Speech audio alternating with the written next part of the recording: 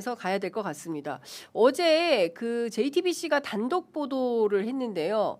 방첩사 블랙리스트가 처음으로 나왔어요. 근데 민간인 사찰이 사실이었다. 실제로 최강욱 변호사에 대한 성향, 그다음에 활동들을 파악하면서 실제로 민간인 사찰해오는 이제 흔적들이 쭉 나온 건데요.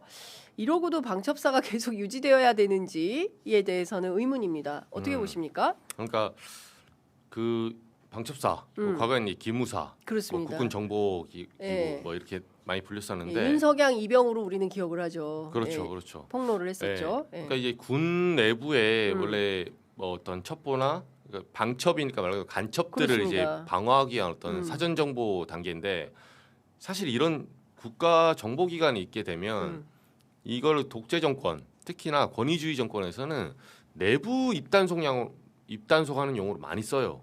그래서 여기 이제 방첩사 개혁 문제가 늘 딜레마가 있어 사실은. 왜냐하면 미국도 정보기관을 많이 굴리잖아요.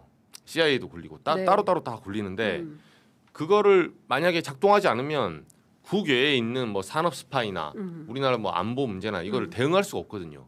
근데 우리나라는 그 적어도 아직은 권위주의 정권 내에서 이런 어떤 정보기관을 냉정히 말해서 운용할 만한 역량이 안 됩니다. 그래서 이게 한 발짝도 못 나가요. 네. 이렇게 민간인 사찰하잖아요.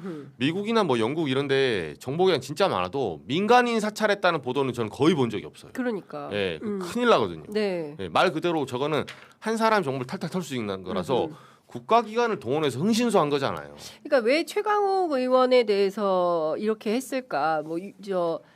실제로 그 육필로 쓴 내용들을 살펴보면 참여정부 출범 이후 육사 출신 장군들의 비위를 수집해서 청와대 등에 전달을 했고 최강욱 전 의원이 그리고 육사 출신들을 비리를 일삼는 부도덕한 집단이라고 노골적으로 비난을 했다라는 걸 이제 정보 수집 활동을 해가지고 방첩사 내부에 보고를 한 거예요.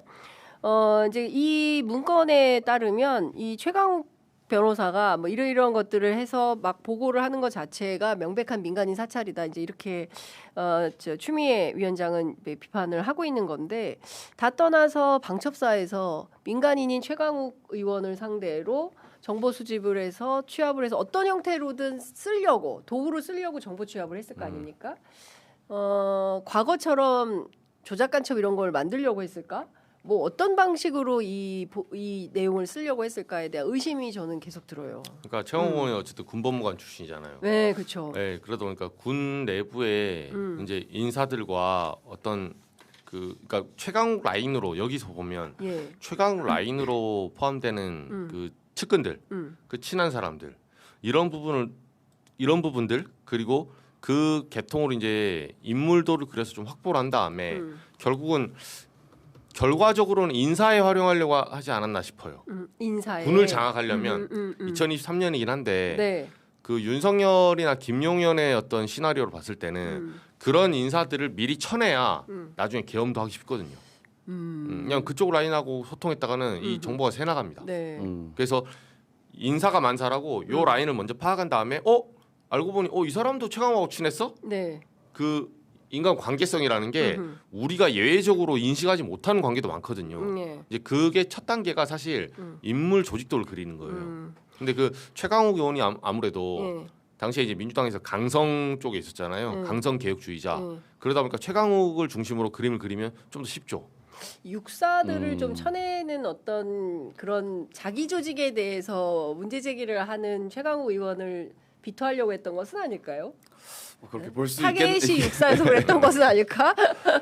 그렇게 볼 수 있겠네요. 네. 사실. 예, 제가 보기에는 이게 이제 처음 나온 문건이고 앞으로 이 부분에 대해서 어떤 진실 규명이 될지 군내 이제 수사기관을 통해서 좀 더 구체적인 내용을 살펴봐야 되지 않을까라는 생각이 좀 듭니다.